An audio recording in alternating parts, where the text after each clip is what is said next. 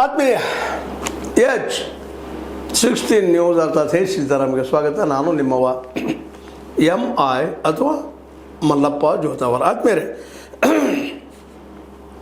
ಈಗಂತೂ ಸ್ಪಷ್ಟವಾದ ಚಿತ್ರ ಕಣ್ಮುಂದದ. ಕಾಂಗ್ರೆಸ್ BJP ಬಿಟ್ಟರೆ ಎರಡನೇ ದೊಡ್ಡ ಪಕ್ಷವಾಗಿ ಕಾಣಲಿಕ್ಕತ್ತದ.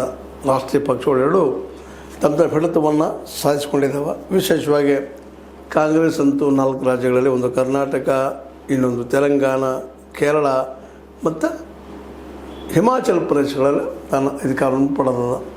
ಇನ್ನು ಸಣ್ಣ ಪುಟ್ಟ ಇದ್ದಂತಹ TVK ಈಗ ಬೆಳೀತಾ ಇದೆ ತಮಿಳುನಾಡಿನಲ್ಲೇ, AP ಪಂಜಾಬ್ದಲ್ಲಿದೆ, ನ್ಯಾಷನಲ್ ಕಾನ್ಫರೆನ್ಸ್ ನಮ್ಮ ಜಮ್ಮು ಕಾಶ್ಮೀರದಲ್ಲಿದೆ,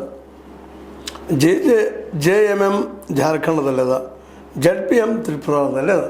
ಇವಿಷ್ಟು ಬಿಟ್ಟರೆ ಎಲ್ಲ ಮೋದಿ ಶಾ ಮಯ, BJP ಮಯ, RSS ಮಯ. ಈಗ ಕಾಂಗ್ರೆಸ್ನ ಮುಂದೆ ದೊಡ್ಡ ಸವಾಲ. 4 ರಾಜ್ಯಗಳಲ್ಲಿ ಹಿಡಿತಿದ್ದೇನು ದೊಡ್ಡದಲ್ಲ. ಆದರೂ ಒಂದು ಸಂತೋಷ ಪಡೋದು ಏನಪ್ಪ ಅಂದರೆ, ಕಾಂಗ್ರೆಸ್ ಒಟ್ಟಾರೆಯಾಗಿ ಮೋದಿಯವರು 2014 ಬಂದಾಗ ಕಾಂಗ್ರೆಸ್ ಮುಕ್ತ ಭಾರತ ಮಾಡೋದಂತ ಇದ್ರೊಳಗೆ ಇವತ್ತಿನವರೆಗೂ ಆಗಿಲ್ಲ ಅನ್ನೋದು ಅಷ್ಟು ಸಂತೋಷ ಪಡೋದು. ಮುಂದೆ ಆಗೋದಿಲ್ಲ ಅಂತ ಗ್ಯಾರಂಟಿ ಇಲ್ಲ. ಯಾಕಂದ್ರೆ ಮಮತಾಳಂಥ ಬಲಿಷ್ಠ ಹೆಣ್ಮಗಳು ಇವತ್ತು ಸೋತು ಚೆನ್ನಾಗಿದ್ದಾರೆ. ಅವ್ರೇನೋ ಹೇಳ್ತಿರ್ಬೋದು, ಇನ್ನೂ 100 ಬರ್ತಿದ್ದು, ಮತ್ತೇನೋ ಬರ್ತಿದ್ದು, ತಮ್ಮ ಮಾತುಗಳನ್ನ ಮಾತಾಡ್ಬೋದು, ಏನು ತಪ್ಪಿಲ್ಲ ಅದ್ರೊಳಗೆ.